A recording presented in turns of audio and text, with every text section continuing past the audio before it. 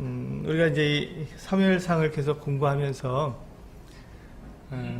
하나님께서 누구와 함께 하시고 또 어떤 사람과 함께 하시는가를 계속 살펴보고 있습니다. 오늘은 이제 그 내용이 길고 특별히 그 이스라엘의 그 지형에 대해서 조금 아셔야 이해가 될 것 같아서 오늘 지도를 좀 준비해 보았습니다.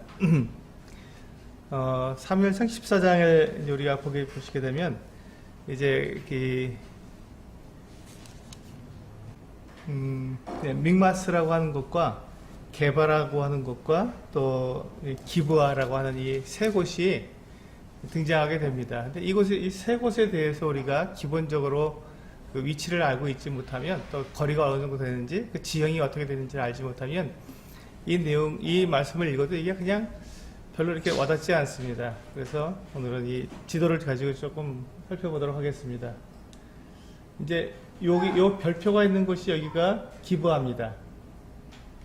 네, 기브아고 여기가 라마고요. 네, 여기가 베델입니다. 지금 요 기브아에서 요 라마 사이에서 지금 일어난 일입니다. 지금 이 믹마스와 또 게바와 이 기브아라고 하는 곳은 요 라마 요 사이에서 그리고 여기에서 지금 이제 이쪽이 그 블레셋 지역인데요. 블레셋 사람들이 올라와서 지금 이제 여기 믹마스에 진을 쳤습니다. 그리고 믹마스에서 지금 여기 그 기브아 쪽으로 지금 내려와서 이 전체 전쟁을 하려고 하는 이 같은 상황 속에서 여기 보시면 지금 여기 요 마을이 기브아입니다. 기브아에서 게바를 거쳐서 또 믹마스를 보게 됩니다. 이 거리가 그렇게 멀지 않습니다. 여기 게바에서 여기 그 믹마스까지는 여기서 한 저기 그 롯데마트 풍덕천에 있는 그 롯데마트 정도의 거리밖에 안 됩니다. 굉장히 먼 거리에서 전쟁을 하는 것이 아니라 굉장히 가까운 거리예요. 게바에서 믹마스까지는 한 2km 정도 떨어진 그렇게 멀지 않은 1km에서 2km 사이 어간에서 이루어진 전쟁입니다. 그런데 이제 이 전쟁 이렇게 가까우면 바로 공격하면 싸우면 될 것 같은데 그럴 수가 없습니다. 지형상 전쟁을 그렇게 쉽게 할 수가 없습니다. 가까워도 이 당시에 무기와 또 전쟁력으로는 이렇게 가까워도 전쟁을 싸울 수 없는 전면전을 벌일 수가 없는 지형적인 위치 그 모습이 있습니다. 그것이 바로 이렇게 생겼기 때문에 그렇습니다. 공중에서 본 건데요. 여기가 게바고 요 밑에가 이제 그 기브아죠. 기브아, 게바, 믹마스입니다. 근데 이 사이에 굉장히 깊은 협곡이 있습니다.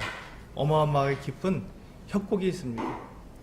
그러니까 지금 여기 그 게바와 믹마스 사이에 별로 안 떨어졌어요. 금방 이게 그냥 밀고 들어가면 바로 전쟁이 되는 평지 같았는데 멀리서 볼 땐 평지 같았지만 이 사이에 굉장히 깊은 이 협곡이 있기 때문에 내려갔다 올라오면 벌써 전쟁 끝나는 겁니다. 위에서 그냥 이렇게 돌을 굴린다든지 뭐 화살을 쏜다든지 뭐 이렇게 그 나무를 굴린다든지 그러면 이제 전쟁이 끝나는 거예요. 전쟁을 할 수가 없습니다. 이 협곡이 워낙에 깊기 때문에. 그리고 이게 지금 이제 그 협곡을 이제 밑에서 위로까지 쭉 본 겁니다. 이런 협곡이 있으니 지금 여기에서 여기로 폴짝 뛰어넘을 수가 있는 게 아니지요. 그러니까 이쪽에서 지금 진을 치고 군사들이 이렇게 와서 막 함성 지르고 있으면 이쪽에서 그냥 건너서 볼 수밖에 없는 거예요. 뭐 돌을 던져도 안 되고 창을 던져도 안 되고 이렇게 그때 그 당시에 지금처럼 이렇게 대포가 있거나 그러면 얼마든지 이게 전쟁이 되겠지만 그때는 그냥 그 칼과 창으로 싸우는 건데 전쟁할 수가 없는 것이죠. 이 협곡 때문에. 그러니까 양쪽에 진을 딱 치고 대치하고 있는 것입니다.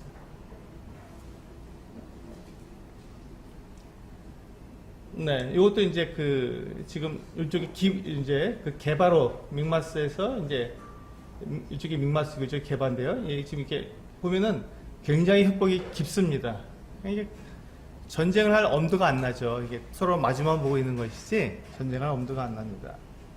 그리고 이제 그 사무엘상 14장 4절에 보면 이와 같은 내용이 나옵니다. 요 사이에서 보면 이제 요나단이 블레셋 사람들에게로 건너가려 하는 어기 사이 이쪽에는 험한 바위가 있고 저쪽에도 험한 바위가 있는데 하나의 이름은 보세스요 하나의 이름은 세네라. 한 바위는 북쪽에서 믹마스 앞에 일어섰고 하나는 남쪽에서 게바 앞에 일어섰더라. 이제 이게 이제 요 내용입니다. 여기 보시면요.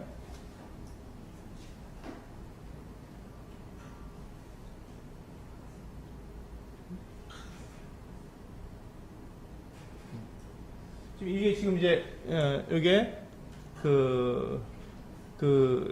게베스와 세나에 대한 어느 것인지 정확히 모릅니다. 어느 것이 게베스고 어느 것이 세나인지는 정확하게 표시가 안 돼 있기 때문에 잘 모르는데 이렇게 지금 이렇게 이 협곡이 너무 깊어서 여기는 이렇게 그냥 이렇게 올라갈 수 있는 그 같은 곳이 아닙니다. 다시 한번 보면요, 이렇게 생겼습니다. 이거는 밑에서 본 거죠. 밑에서 올리다 보니까 이게 바위가 이렇게 솟아오르는 거예요. 그냥 올라갈 수가 없죠. 그냥 이렇게 싸울 수가 있는 그 같은 장소가 아닙니다. 지금 여기에서 지금 요나단이 이렇게 이 사람들한테 이쪽 그 믹마스에 있는 이 블레셋 사람들에게 자기를 탁 나타내니까 올라오라 한 거예요. 그래서 어떻게 올라갔다고요? 손과 발로 기어서 올라갔다고 되어 있습니다. 그게 바로 이렇게 그런 거예요. 이걸 그냥 걸어서 올라갈 수 있는 장소가 아니라 정말 기어서 올라간 거예요. 기어서 올라가서 전쟁을 벌인. 여기 보시면, 예. 여기 이제 믹마스, 여기 지금 이게 보세스와 세나의 협곡입니다. 여기가 게바고요. 예. 여기 믹마스고요. 여기가 게바입니다. 이렇게 올라가려면 여기는 그래도 좀 이게 협곡이 좀 덜한데 이쪽에 보세스와 세네 쪽에는 어마어마합니다. 이 협곡이. 그래서 지금 이쪽에서는 이렇게 내려가서 전쟁을 이렇게 벌일 수 있는 장소가 있습니다. 근데 여기는 이제 좁은 길이기 때문에 그쪽으로 오면 무조건 그냥 공격만 하면 다 죽으니까 갈 수가 없는, 전쟁을 할 수가 없는 거예요. 그래서 이 골짜기를 통해서 하려고 그러는데 지금 우리 사무엘상 14장 1절부터 나오는 내용이 바로 요 보세스와 세네 쪽으로, 요쪽으로 지금 요나단이 들어간 거예요. 일로 가면은 여기는 지키는 자가 많은데 이쪽은 이제 워낙 협곡이 급하니까 여기는 이렇게 경계병이 없어도 되죠. 누가 이쪽으로 오겠습니까? 그냥 경계병이 몇 명 없었는데 그쪽으로 올라간 겁니다. 이제 14장 1절 보시면 하루는 사울의 아들 요나단이 자기의 무기를 든 소년에게 이르되 우리가 건너편 블레셋 사람들의 부대로 건너가자 하고 그의 아버지에게는 아뢰지 아니하였더라. 사울이 기브아 편들이 미그론에 있는 석류나무 아래에 머물렀고 함께한 백성은 600명 가량이며, 여기서 보시면 이제 두 사람이 대조되어 나옵니다. 14장은 두 사람 이야기입니다. 누구와 누구 이야기죠? 요나단과 사울의 이야기입니다. 요나단은 지금 굉장히 용맹스럽게 이 어마어마한 블레셋 군대를 향해서 그가 저 부대로 좀 건너가 보자. 그래서 우리 좀 공격할 수 있는지 한번 보자 하고 용기를 내서 지금 이 협곡을 건너가는 그 같은 사람이었습니다. 그런데 지금 그 왕인 사울은 어디에 있었냐면 여기 게베도 아니고 저 밑에 있는 기브아에서 기브아 변들이는 미그론이라는 곳에 있었습니다. 미그론이라는 곳의 이름은 절벽, 깎아지른 낭떠러지, 이런 뜻입니다. 그러니까 이 사울이 마치 이런 협곡 같은데 그쪽에서 상대방이 공격해오지 못하는 지역에 딱 안전한 장소에서 석류나무 아래에서 있었던 것이죠. 편안하게, 안전하게.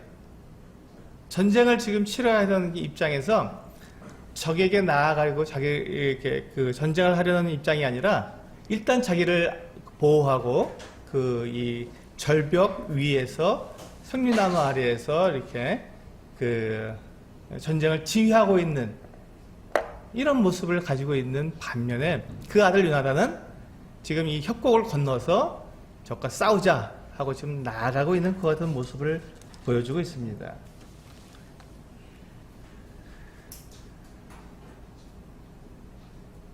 이제 6절에 보시면 이 요나단이 어떠한 사람인가 하는 것을 보여주고 있습니다.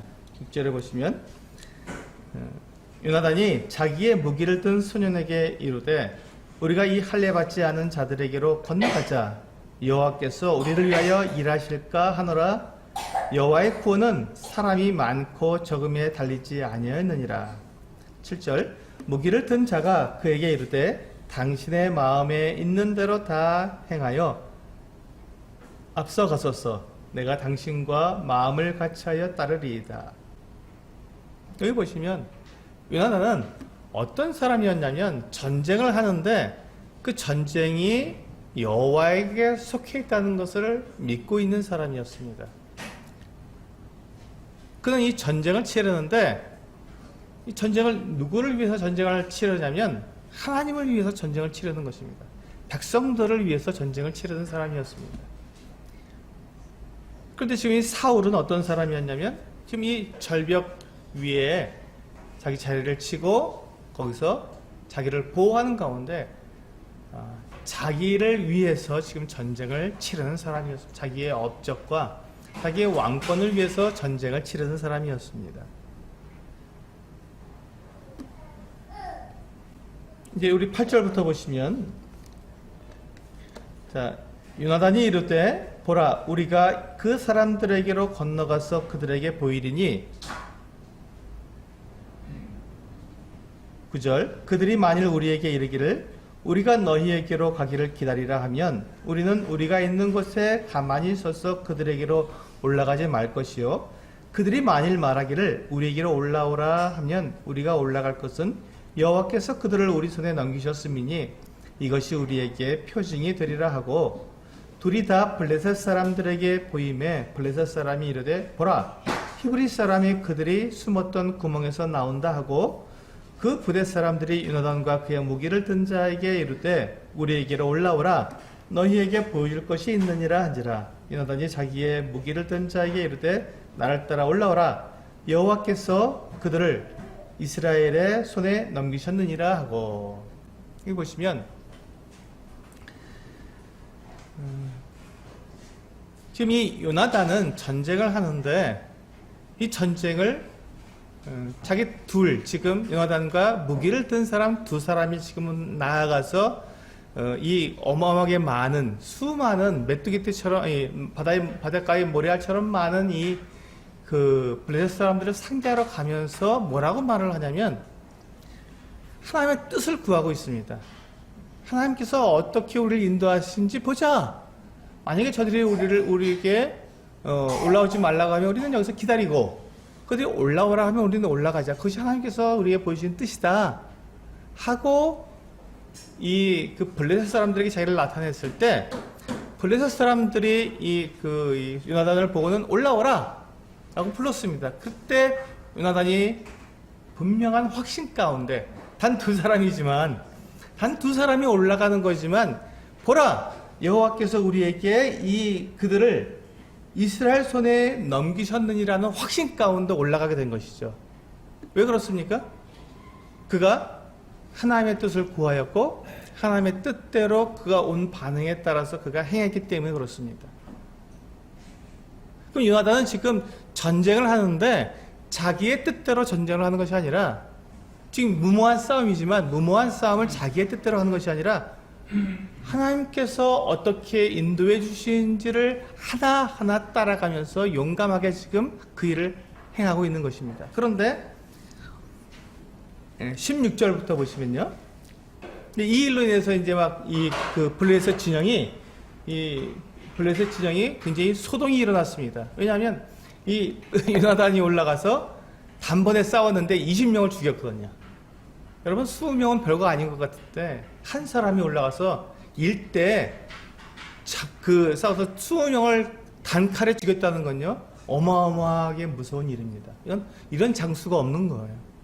전쟁할 이 사람하고 싸울 그 기세가 팍 꺾여서 다시는 이 사람에게 다가오는 사람이 없는 거예요. 너무 무서운 거예요. 너무 싸움을 잘하니까. 20명을 단칼에 죽인다는 건 이건 진짜 그 무협지에서나 나오는 얘기지 이게 정말 너무 놀라운 일이거든요. 너무 무서운 거예요. 이 요나단의 이 용맹함에 다 기가 질려 있었던 사실. 그러니까 우왕좌왕할 수밖에 없었습니다. 그것을 지금 지금 기브아에 있는, 여기 게바도 아니고 기브아에 있는 파수꾼이 들여다보니까 이거 막 소란이 일어난 거예요. 소동이 일어났습니다. 그때 지금 16절에 보시면 베냐민 기브아에 있는 사울의 파수꾼이 바라본즉 허다한 블레셋 사람들이 무너져 이리저리 흩어지더라. 17절 사울이 자기와 함께한 백성에게 이르되 우리에게서 누가 나갔는지 점호하여 봐 하여 점호한즉 요나단과 그의 무기를 든 자가 없어졌더라. 18절 사울이 아히야에게 이르되 하나님의 궤를 이리로 가져오라 하니 그때 하나님의 궤가 이스라엘 자손과 함께 있음이니라. 사울이 제사장에게 말할 때 블레셋 사람들의 진영에 소동이 점점 더한지라. 사울이 제사장에게 이르되 내 손을 거두라 하고. 여기서 지금 이 요나단과 사울의 극명한 대조가 일어나고 있습니다. 사울이 보니까 지금 이 블레셋 진영에서 소동이 일어났고 거기에 누가 가 있냐면 자기 아들 요나단이 가 있었습니다. 무기를 든 자와 함께 가서 지금 이 소동을 일으킨 거예요. 그렇게 됐을 때 이 사울이 누구를 불렀습니까? 제사장 아히야를 불렀습니다. 그리고 이제 우리 성경에는 이게 하나님의 궤를 가져오라 그러는데 이건 궤는 아니고요. 에봇으로 보입니다. 이게 왜 이제 에봇이라고 제가 얘기를 하냐면 70인역 성경이라고 하는 그 성경이 있습니다. 이게 지금 우리가 가지고 있는 그 구약 성경은 히브리어로 기록이 되어 있습니다. 그리고 보통 마소라 사본이라고 하는 히브리어 그 성경이 있는데 그 성경에는 하나님의 궤와 지금 우리 지금 개혁 성경에 나와 있는 것과처럼 그렇게 기록이 되어 있습니다. 그런데 신구약 중간기였던 그 주전 200년경인가요? 그때쯤에 이제 그 애굽의 알렉산드리아에 있는 이집트에서 알렉산드리아에 있는 그 도서관이 있었는데 거기에서 이 히브리어 구약 성경을 헬라어로 번역하도록 그렇게 알렉산더 대왕이 이제 그와 같은 명령을 내렸습니다. 그래서 그 히브리어 성경을 헬라어로 바꾸는 그와 같은 작업을 아주 오랫동안 했는데 그렇게 히브리어를 헬라어로 바꾼 구약 성경을 70인역 성경이라고 말을 합니다. 보통 우리가 이제 셉트아긴트 아니면 LXX라고 표현이 되어 있는데 70인역 성경인데요. 이거는 이제 우리가 가지고 있는 히브리어 성경보다 더 원본에 가깝겠죠. 훨씬 주전에 쓴 거니까 주전에 번역을 하기 위해서 원본을 가지고 썼는데 그 70인역 성경에는 이 본문에 우리처럼 되어 있지 않고 에봇을 가져오라 하고 되었고 그 뒤에 나와 있는 그때 이스라엘에는 하나님의 궤가 함께 있었다라는 이 내용은 없습니다. 이 내용이 없기 때문에 아마도 이것은 좀 오역인 것 같다. 그 마소라 사본을 베끼는 사람이 실수하지 않았는가 하는 그 같은 생각을 가지게 됩니다. 그래서 70인역 성경을 이제 토대로 해서 그 기준으로 해서 이걸 읽으면 훨씬 더 우리가 부드럽게 잘 읽힙니다. 왜냐하면 여호와의 궤를 가져왔을 때는 그것을 아무것도 할 일이 없습니다.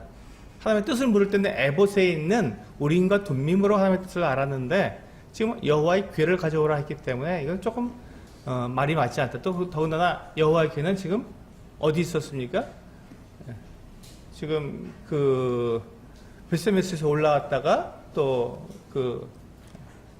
다른 곳에 지금 가 있었죠. 거기서 지금 나오지 않았습니다.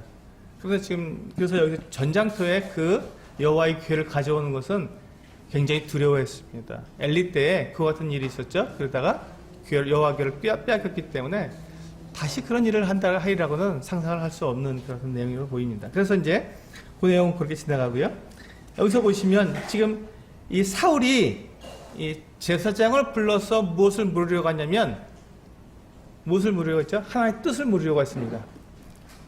지금 누구처럼? 이 요나단처럼 하나님의 뜻을 물어서 우리가 지금 이 mikmas로 지금 여기에서 지금 굉장히 큰 소동이 일어났으니까 우리가 전쟁하러 나가리까 나가지 말리까 하고 하나님께 물으려고 했습니다.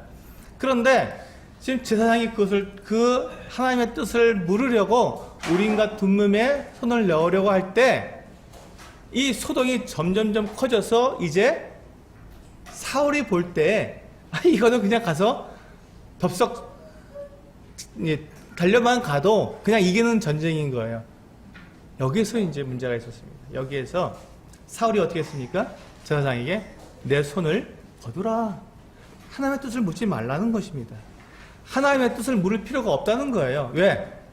이미 전쟁이 이렇게 기울어버렸으니까. 기울어버려서 사울이 자기에게 있는 600명만 데리고 그냥 전력으로 질주해서 나아가서 싸우면 이건 반드시 이기는 싸움. 이건 뭐 장수로서 딱 보면 바로 나오는 그 같은 것이었기 때문에 사울이 여기에서 더 이상 하나님의 뜻을 묻지 않았습니다. 지금 이 요나단은 자기가 지금 이 블레셋 사람들에게 2명이서 나아가면서 그때도 하나님의 뜻을 물어서 나아갔고, 그리고 하나님의 인도하심을 받아서 나아가서 그들과 싸웠는데, 사울은 뒤에서 그것을 보면서 제사장과 함께 있었고 하나님의 뜻을 얼마든지 물을 수 있는 이와 같은 때에 사울은 제사장의 손을 거두게 했습니다. 더 이상 물을 필요가 없었던 것이죠. 자기 힘으로도 자기 능력으로도 얼마든지 이 전쟁은 이길 수 있는 전쟁이기 때문에 하나님의 뜻이 필요 없었고 하나님의 도우심이 필요 없었던 것입니다. 자기 힘으로 나가는 것이죠. 그렇다면 사울은 누구를 위해서 전쟁을 하는 것입니까? 사울은 누구를 위해서 전쟁하는 것일까 지금? 자기를 위해서 전쟁하는 것입니다. 자기의 명예, 자기의 업적, 자기의 능력, 자기의 왕권을 위해서 사울은 지금 전쟁을 하고 있는 것입니다. 그러니까 하나님이 필요 없는 것입니다. 하나님의 뜻도 필요 없고 하나님의 도심도 필요 없고 하나님의 능력도 필요 없고 오직 자기의 능력으로 그와 같은 일들을 하는 것이죠. 이제 21절을 보시면 전에 블레셋 사람들과 함께 하던 히브리 사람이 사방에서 블레셋 사람들과 함께 진영에 들어왔더니 그들이 돌이켜 사울과 요나단과 함께한 이스라엘 사람과 합하였고 에브라임 산지에 숨었던 이스라엘 모든 사람도 블레셋 사람들이 도망함을 듣고 싸우러 나와서 그들을 추격하였더라. 여호와께서 그날에 이스라엘을 구원하심으로 전쟁이 벳 아웬을 지나니라. 여기 보시면 지금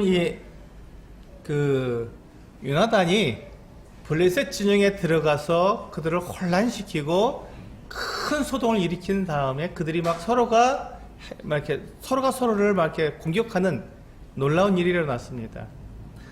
그것을 본 이 사울이 공격하러 다가왔을 때 어마어마한 이제 그 전쟁이 시작된 거죠. 그래서 그것을 통해서 지금 이 블레셋 사람들은 전열이 무너졌기 때문에 도망칠 수밖에 없었고, 블레셋 사람들이 도망친다는 말을 들었던 블레셋 사람들에게 속해 있던 이스라엘 사람들이 있었습니다. 히브리 사람들이 있었습니다. 이 사람들은 어떤 사람이냐면 지금 우리 처음 지도를 보시면 여기 보시면 블레셋은 원래가 요 경계가 블레셋 경계입니다. 그런데 이들이 지금 점점점 여기가 이렇게 쳐들어온 거예요. 점령에 들어온 겁니다. 이스라엘 지역을 점령에 들어와서 그들을 오랫동안 다스렸습니다.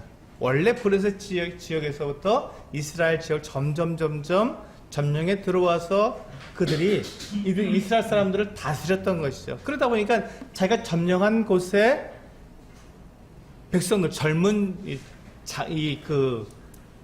그 남자들을 군사로 소집을 한 거예요. 군사로 소집을 했습니다. 그러니까 옛날에 우리나라도 일본이 우리나라를 식민지화했을 때 그래서 전쟁을 위해서 우리 한국 사람들을 용병으로 끌어갔지 않습니까? 똑같은 거죠. 그렇게 해서 지금 이 이스라엘 사람들을 자기들의 용병으로 끌어가서 전쟁을 하게 한 거예요. 그러니까 아주 묘한 현상이 일어난 겁니다. 이스라엘 사람이 이스라엘 사람과 싸우게 만든 거예요. 블레셋 사람들이. 참 고약하죠? 근데 이 전쟁이기 때문에 어쩔 수가 없습니다. 왜냐하면 서로 양편으로 진을 나누기 때문에 누가 누군지 모르니까 일단 적군이라고 생각되면 무조건 죽여야 하는 전쟁은 그와 같은 속성이 있습니다. 그래서 상대방이 누군지 정확히 모르기 때문에 적군의 옷을 입고 있으면 무조건 적입니다. 죽여할 수밖에 없는 것이죠. 그런데 지금 이 사람들은 자기들이 지금 블레셋의 이 군복을 입고 있었지만 그 사람들은 속은 뭐예요? 이스라엘 사람들이잖아요.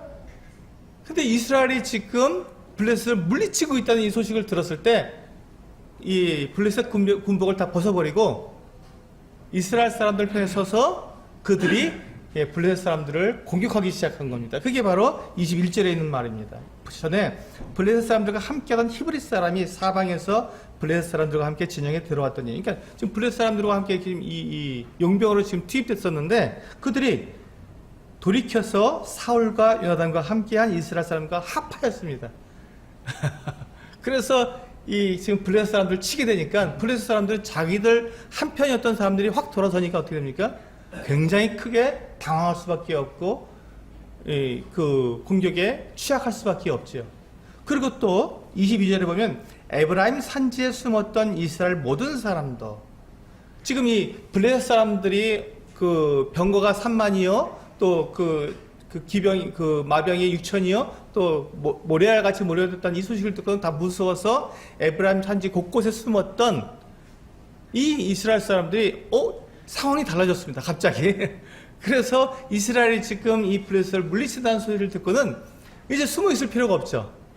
그들이 용기를 내서 이제 함께 힘을 모아서 블레셋을 몰아내기 시작한 것입니다. 그러니까 이게 군대가 600명이었지만 비록 처음 시작은 600명이었지만 지금은 어마어마하게 많이 늘고 또 그 기세가 굉장히 드높기 때문에 승리할 수밖에 없었죠. 여기 보시면 바로 이와 같이 지금 빼앗겼던 이스라엘의 그 용병들 그리고 숨었던 이스라엘 군사들을 이와 같이 용기를 내서 하나님의 이 전쟁에 나서도록 만든 그 장본인이 누굽니까? 그렇게 이 사람들에게 용기를 주고 그리고 이 사람들을 그와 같이 격려해서 함께 싸울 수 있도록 기회를 준 하나님의 전쟁에서 그들이 숨고 피하고 오히려 적군의 편에 서서 싸웠던 이 사람들에게 다시금 하나님 앞으로 나와서 하나님의 전쟁에 그들이 속할 수 있도록 기회를 준 이 사람이 누굽니까? 요나단입니다. 요나단이 그가 용기를 내서 이 무기를 든 사람과 함께 올라가서 이 블레셋 진영을 갖다 완전히 소동시켰을 때 20명을 단칼에 죽였을 때 그때 비로소 하나님의 이 역사가 일어나게 되었고 그 일로 인해서 지금 이렇게 숨고 비겁하게 행동했던 이 사람들이 용기를 내서 하나님의 그 역사에 함께 할 수 있도록 이 놀라운 일들이 일어났던 것이죠. 그런데 이와 반대로 사울은 24절에서 보면 이 나라의 이스라엘 백성들이 피곤하였으니 이는 사울이 백성에게 맹세시켜 경계하여 이르기를 저녁 곧 내가 내 원수에게 보복하는 때까지 아무 음식물이든지 먹는 사람은 저주를 받을지어다 하였습니다. 그러므로 모든 백성이 음식물을 맛보지 못하고 여기에 보시면 지금 이 사울이 정말 그가 전력 질주해서 전쟁을 해서 블레셋을 몰아낸다 하는 이런 모습으로도 볼 수 있지만 그 반대의 모습으로도 볼 수 있다는 것입니다. 그 반대의 모습이 무엇입니까? 사울은 자기가 이 전쟁에 승리하는 것, 자기 업적을 높이는 것에만 관심이 있었지 하루 종일 전쟁을 하느라 피곤하고 배고프고 정말 아무것도 먹지 못하는 이 백성들에 대해서는 전혀 염두에도 없었던 것입니다. 전쟁을 하면 얼마나 배가 고프겠습니까? 온 힘을 사력을 다해서 싸우고 뛰고 쫓아가고 정신없이 온 산들을 헤매야 되는데 그런 사이에 얼마나 지치고 힘들겠습니까? 그때 그들에게 먹을 것을 먹어가면서 지금 믹마스에는 지금 이들이 진을 치고 이 믹마스에는 지금 이들이 진을 치고 있었기 때문에 당연히 보급 물자가 다 있었습니다. 먹을 것이 가득 차 있었어요. 이게 없으면 전쟁을 못하니까. 근데 이들이 도망치고 있었으면 무엇입니까? 얼마든지 먹을 것을 먹으면서 갈 수 있었던 것이죠. 그런데 사울의 마음에는 백성들의 배고픔, 백성들의 힘든 것들이 하나도 들어오지 않았고 오직 그가 전쟁에 이겨야 한다는 이 한 가지 이 기회를 놓쳐서 안 된다는 이 한 가지에만 몰두해 있었기 때문에 저녁 때까지 아무것도 먹지 말고 싸우기만 해라, 이렇게 명령을 내리게 되었던 것입니다. 사울은 누구를 위해서 전쟁을 합니까? 자기를 위해서 전쟁합니다. 요나단은 누구를 위해서 전쟁합니까? 예, 하나님과 백성들을 위해서 전쟁을 하고 있었습니다. 이 차이가 있는 것입니다. 우리 27절을 보시면, 요나단은 그의 아버지가 백성에게 맹세하여 명령할 때에 듣지 못하였으므로 손에 가진 지팡이 끝을 내밀어 벌집에 꿀을 찍고 그의 손을 돌려 입에 대매 눈이 밝아졌더라. 그때 백성 중 한 사람이 말하여 이르되 당신의 부친이 백성에게 맹세하여 엄히 말씀하시기를 오늘 음식물을 먹는 사람은 저주를 받을지어다 하셨나이다. 그러므로 백성이 피곤하였나이다 하니 요나단이 이르되 내 아버지께서 이 땅을 곤란하게 하셨도다. 보라, 내가 이 꿀 조금을 맛보고도 내 눈이 이렇게 밝아졌거든. 하물며 백성이 오늘 그 대적에게서 탈취하여 얻은 것을 임으로 먹었다면 블레셋 사람들을 살육함이 더욱 많지 아니하였겠느냐. 그렇죠. 여기서 보시면 사울이 지금 무모하게 자기 업적을 위해서 자기 욕심대로 맹세하게 한 이 어리석은 맹세 때문에 지금 어떤 일이 생겼냐면, 그 아들 요나단이 가장 용맹하게 싸웠고 하나님과 함께 싸웠던 이 요나단이 범죄하게 되는 결과를 낳은 것입니다. 범죄하게 되는 결과를 낳았습니다. 그 꿀을 먹지 말라고, 아무것도 음식물을 대지 말라 했는데 이 요나단은 그것을 알지 못한 채로 꿀을 먹었기 때문에 맹세를 어긴 범죄자가 된 것이죠. 두 번째,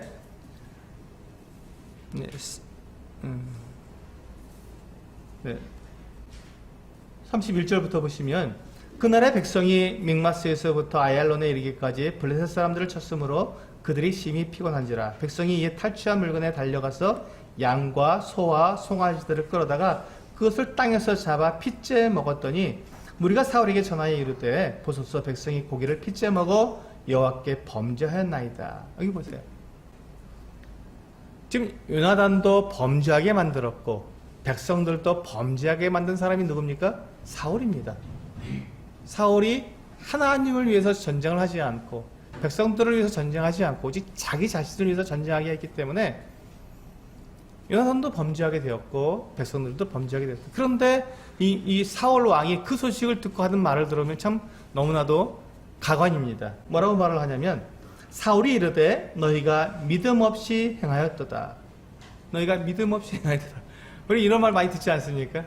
네. 그렇습니다. 이것을 백성들의 믿음 없음으로 치부한 이 사울 왕의 이 마음, 이 생각은 어디에 있었던 걸까요? 자기의 생각, 자기의 업적, 자기를 중심으로 해서 그 일들이 제대로 이루어지지 않았기 때문에 짜증이 난 거고 화가 난 겁니다. 왜 너는 이렇게 믿음 없이 행하느냐? 나처럼 좀 믿음 있게 행동하지. 그런가요? 맹세를 쓰면 지켜야지, 이겁니다. 법을 지켜야지 하는 것입니다. 왜 믿음 없이 행했느냐?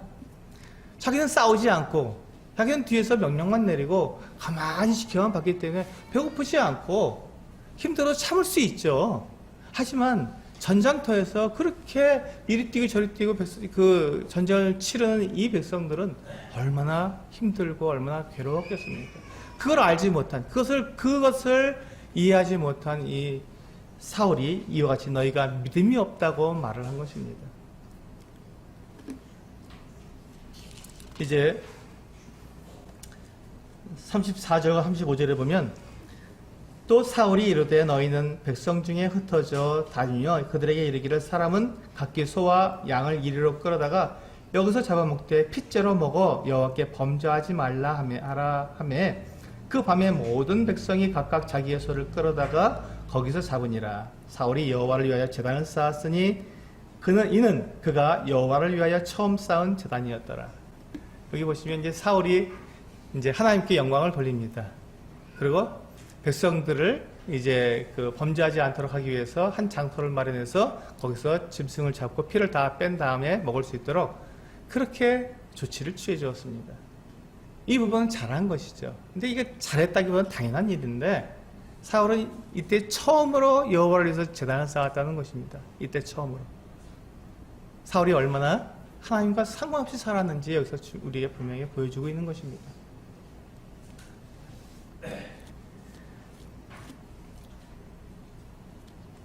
이제 이후에 보면 요나단은 이제 사울 왕이 이제 계속해서 전쟁을 치러 나가려고 할 때 하나님께서 응답하지 않았을 때 사울 왕이 이것이 누구에게부터 이런 하나님과의 교제를 끊었는가 하는 것들을 알아보기 위해서 제비를 뽑았는데 사울과 요나단 그리고 백성들 사이에서 뽑았을 때 사울과 요나단이 걸렸고 또 사울과 요나단 사이에서 제비를 뽑았을 때 요나단이 걸렸습니다.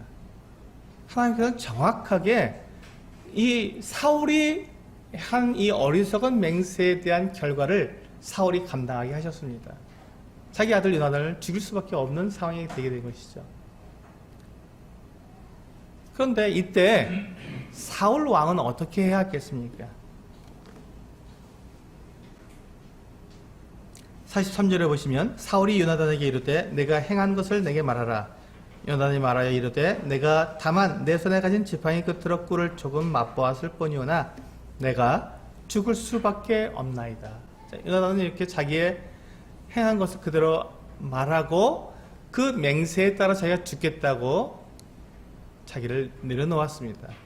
이때 사울이 만약에 정상적이고 하나님을 위한 전쟁을 벌이는 사람이었다면 사울이 어떻게 했을까 하는 것을 우리는 상상할 수 있습니다. 당연히 요나단에게 어떻게 해서 그와 같은 일을 했느냐고 물어야 했고 너는 왜 내가 맹세하는 것을 어겼느냐고 물어봤어야 됐는데 사울은 그렇지 않았습니다. 요나단이 그렇게 아버지가 한 맹세를 어기게 된 이유가 뭐였죠? 그것을 맹세를 알지 못하였기 때문에 그렇습니다. 듣지 못했기 때문에 그걸 알지 못했으니까 당연히 꿀이 흐르니까 그 꿀을 먹지요. 배고프고 지쳐 있으니까. 그랬는데 사울은 그것을 알아보지 않고 자기의 명예, 자기가 세운 이 맹세를 백성들 앞에서 지키고 자기의 권위를 내세우기 위해서 어떻게 하겠다고요? 44절에 사울이 이르되 요나단아 내가 반드시 죽으리라. 그리고 그 뒤에 뭘 붙였습니까? 하나님이 내게 벌을 내리시고 또 내리시기를 원하노라. 하나님의 이름을 가지고 왔어요. 요나단을 죽여야겠다는 거예요. 왜?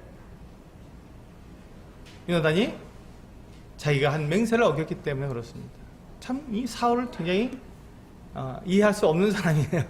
자기 아들을 죽이기까지 합니다. 이 우리가 이같이 명예와 권력과 이와 같은 것에 눈이 멀면 이 모든 것들도 다 포기하게 되는 겁니다. 그 아들 요나단도 죽이겠다는 거예요. 그러면서 누구를 증인으로 데려오자면 하나님을 증인으로 데려옵니다. 마치 사울이 하나님을 위해서 지금 이 일을 하는 것처럼 그는 꾸며낸 것이죠. 근데 그렇지 않습니다. 사울은 여기에서 요나단이 이와 같이 내가 죽어야 한다고 얘기했을 때 사울 왕은 당연히 심판을 했어야죠. 물어야 했습니다. 신문을 했어야 됩니다. 왜 그렇게 했느냐? 내가 몰라서 그래서 못 들었습니다 라고 말을 했다면 그렇다면 이것은 부지불식간에 지은 죄이기 때문에 이것은 그냥 그 번제를 드림으로 다 끝나버리는 죄입니다. 이거는 사람이 죽을 죄가 아닙니다. 죽을 필요가 없는 거였어요. 그래서 번제를 드림으로 끝나버리는 그 같은 문제였는데 사울 왕은 지금 그것이 중요하지 않았어요. 자기 명예, 자기가 건이 맹세가 어겨졌다는 것에 대해서 진노하게 되었고 백성들 앞에서 그것을 지킴으로써 백성들을 위해 자기의 권위를 드러내는 그 같은 일에 더 관심이 많았던 것입니다. 하지만 이제 백성들이 이와 같은 사울의 생각을 다 만류하고 이 요나단이 모든 이 전쟁에서 가장 큰 공을 세운 사람이고 하나님과 동역한 사람인데 어떻게 그를 죽이겠습니까? 하고 말리는 바람에 사울이 이 요나단을 죽이지 못했습니다. 이 이후에 보시면 사울이 이제 47절부터 보시면 업적이 나옵니다. 그가 모압과 암몬과 에돔과 소바의 왕들과 블레셋 사람을 쳤는데 그가 향하는 곳마다 다 이겼습니다. 그는 정말 놀랍게 승리를 거두었어요. 근데 여기서 참 우리가 마음이 아파야 할 내용이 있습니다. 이 내용이 아무리 이 사울 왕의 이 어마어마한 혁혁한 이 업적을 보면서 거기에 하나님이라는 이름이 전혀 드러나지 않는다는 것입니다. 하나님이 그와 함께 하셨다는 것. 이 사울이 하나님께 영광을 돌렸다는 내용이 전혀 나오지 않고 있다는 것. 이것은 이게 전부라는 것이죠. 사울이 한 일이 이게 전부라는 것입니다. 그리고 이제 15장과 16장으로 넘어가면서 이제 그는 이제 다윗 왕과 서로 이제 조우하게 되고 다윗과 함께 그가 생활하는 가운데 다윗을 죽이려고 하는 그런 가운데서 그의 철저한 인간적인 면모가 다 드러나게 되는 이 같은 모습을 보게 됩니다. 그렇습니다. 사울은 분명히 그가 전쟁을 치렀고 정말 용맹한 사람이었으며 이 왕으로서 대단히 훌륭한 왕이었습니다. 그러나 그는 하나님 앞에서는 올바른 왕은 아니었습니다. 그는 전쟁을 하나님을 위해서나 백성을 위해서 전쟁을 한 것이 아니라 자기 자신을 위해서, 자기 업적을 위해서 전쟁을 한 사람이었습니다. 우리 빌립보서 3장 말씀을 함께 보시겠습니다.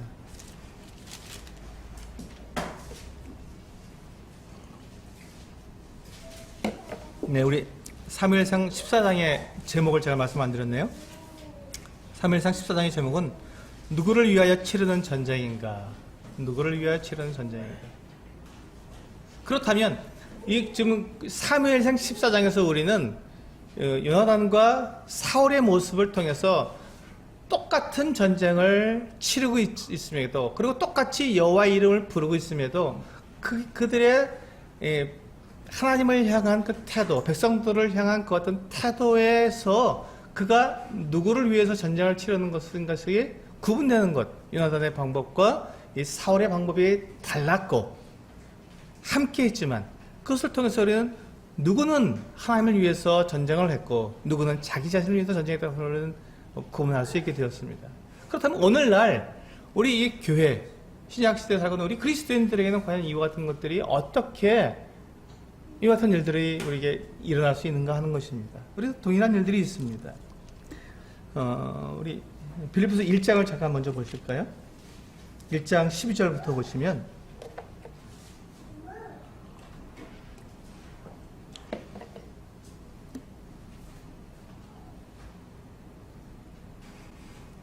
네, 12절부터 17절까지 같이 한번 읽어보겠습니다. 시작. 형제들아, 내가 당한 일이 도리어 복음 전파에 진전이 된 줄을 너희가 알기를 원하노라. 이러므로 나의 매임이 그리스도 안에서 모든 시위대 안과 그 밖에 모든 사람에게 나타났으니 형제 중 다수가 나의 매임으로 말미암아 주 안에서 신뢰함으로 겁없이 하나님의 말씀을 더욱 담대히 전하게 되었느니라. 어떤 이들은 투기와 분쟁으로, 어떤 이들은 착한 뜻으로 그리스도를 전파하나니 이들은 내가 복음을 변증하기 위하여 세우심을 받은 줄 알고 사랑으로 하나 그들은 나의 매임에 괴로움을 더하게 할 줄로 생각하여 순수하지 못하게 다툼으로 그리스도를 전파하느니라. 그렇습니다. 똑같은 일인데 똑같은 상황 속에서 똑같이 복음을 전했지만 어떤 사람들은 바울을 생각하고 바울을 사랑하는 마음으로 바울과 동역하기 위해서 그들이 복음을 전했고 어떤 사람들은 반대로 이 지금 바울의 매임에 괴로움을 더하게 하려고 순수하지 못한 마음으로 다툼으로 그리스도를 전했다는 것입니다. 즉 이 사람들은 자기들을 나타내기 위해서 복음을 전한 것이고 순수하게 정말 복음을 전하기 위해서 바울과 함께 동역한 이 같은 사람들은 그렇게 바울이 지금 전하지 못하는 그 복음을 자기들이 대신 전하기 위해서 순수하게 복음을 전했다는 것이죠. 똑같은 일인데도 똑같은 모습인데도 그러나 그 마음의 동기가 서로 다를 수 있다는 것입니다. 누구를 위해서 우리는 복음을 전하는 것입니까? 누구를 위해서 우리는 복음을 전하는 것입니까? 나를 위해서 복음을 전하는 것입니까? 아니면 정말 하나님과 사람들을 위해서 우리가 복음을 전하는 것입니까? 3장으로 가보시면요,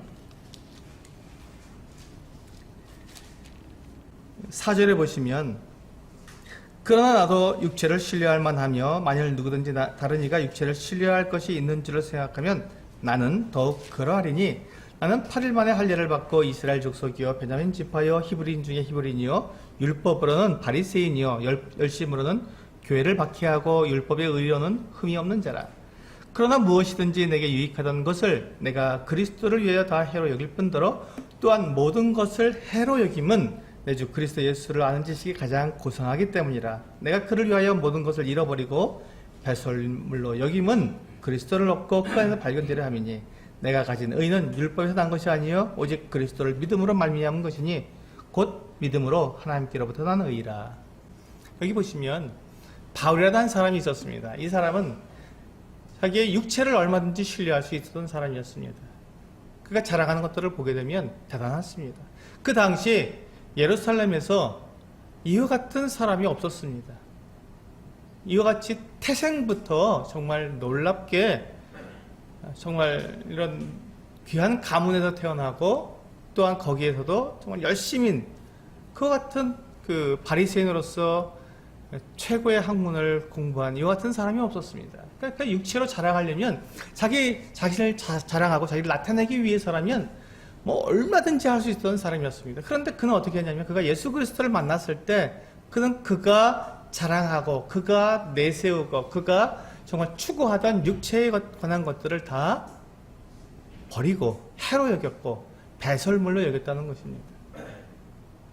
그리고 오직 예수 그리스도를 아는 지식이 가장 고상하기 때문에 그것을 위해서 모든 것을 다 버린 거예요. 그리스도를 위해서 그는 복음을 전했고 사람들을 사랑하기 때문에 복음을 전했지 자기를 나타내기 위해서 하지 않았다는 거예요. 만약에 자기가 자기 자신을 나타내기 위해서 했다면 그는 이렇게 지금 고생하고 다닐 필요가 없었던 것이죠. 예루살렘에서 자기의 그 명성과 자기의 그 학식과 자기의 그 열심으로도 얼마든지 자기 자신을 높일 수 있었기 때문에 이렇게 고생하고 다닐 이유가 없었던 것입니다. 그런데 여기서 보시면 그가 뭐라고 말을 하냐면 12절에 보면 내가 이미 얻었다 함도 아니요 온전히 이루었다 함도 아니라 오직 내가 그리스도 예수께 잡힌 바 된 그것을 잡으려고 달려가노라.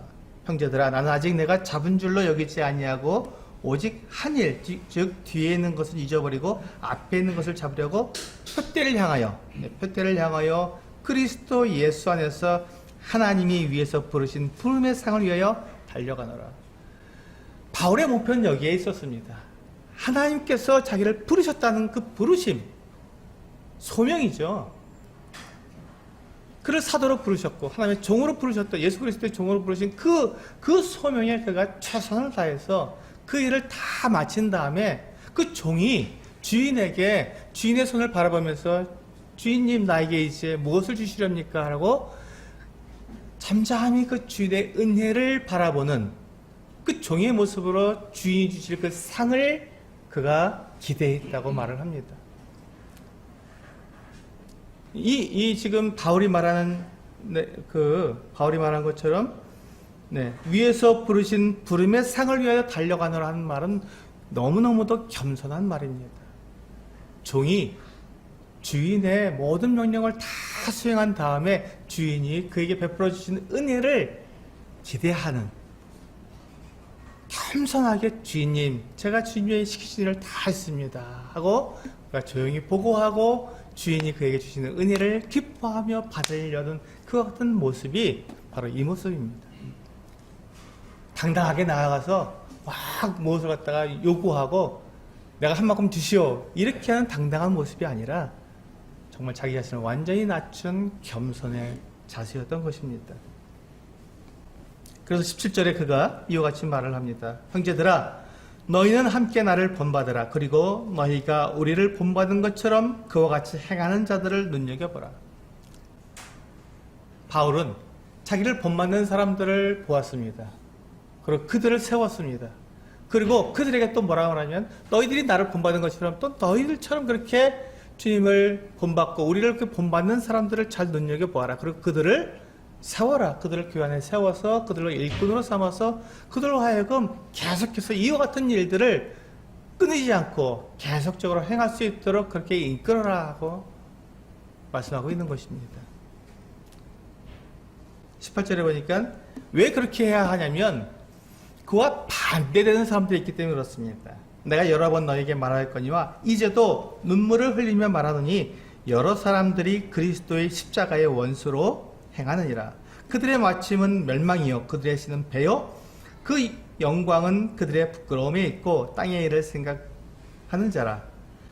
여기 보시면 이제 바울을 본받고 또 그렇게 충성되게 주님의 말씀을 충성스럽게 순종하는 사람들을 눈여겨보고 그들을 사오라고 하는 그 이유가 뭐냐면 그와 반대되는 사람들,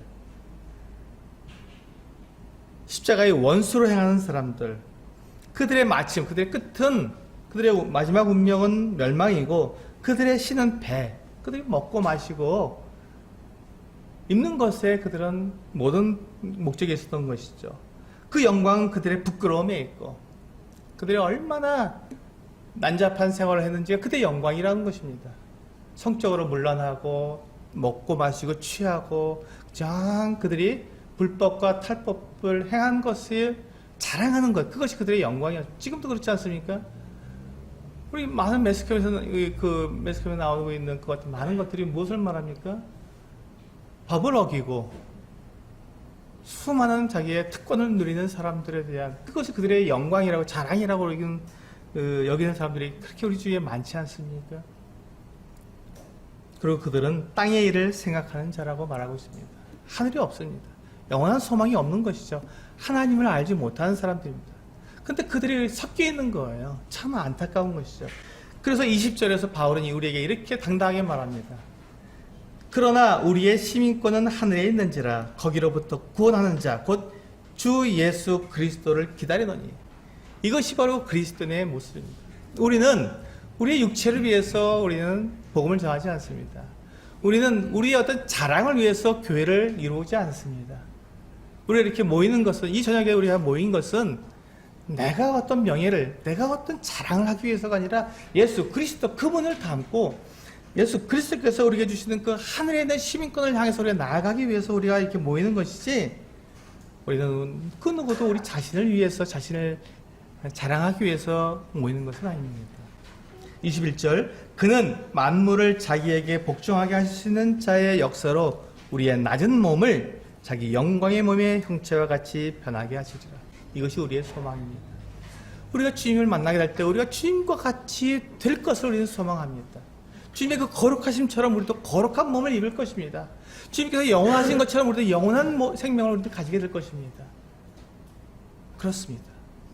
그렇기 때문에 우리는 하나님을 사랑하고 하나님의 말씀에 우리는 순종하며 우리에게 주어진 이 복음을 전하고 우리는 교회를 이루는 것입니다. 우리는 결코 어떤 사람 아니면 우리 가족을 위해서 우리는 그 같은 일을 하지 않습니다. 누구를 위해서 치르는 전쟁입니까? 하나님과 백성들을 위해서 치르는 전쟁입니다. 누구를 위해서 우리는 복음을 전하고 교회를 이루어야 합니까? 하나님을 위해서 우리는 해야 합니다. 또 잃어버린 영혼들을 위해서 우리는 해야 합니다. 그것이 우리에게 당면한 일이지 결코 우리 자신을 위해서 우리는 이와 같은 일들을 하지 않습니다. 오늘 우리 사무엘상 14장을 통해서 하나님을 위해서 전쟁을 하는 사람, 자신을 위해서 전쟁하는 사람, 이 두 사람을 비교해서 우리는 생각하면서 나는 어떠한 사람일까?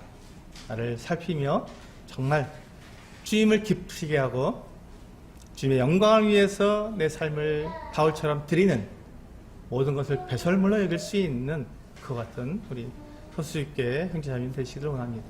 기도하시겠습니다.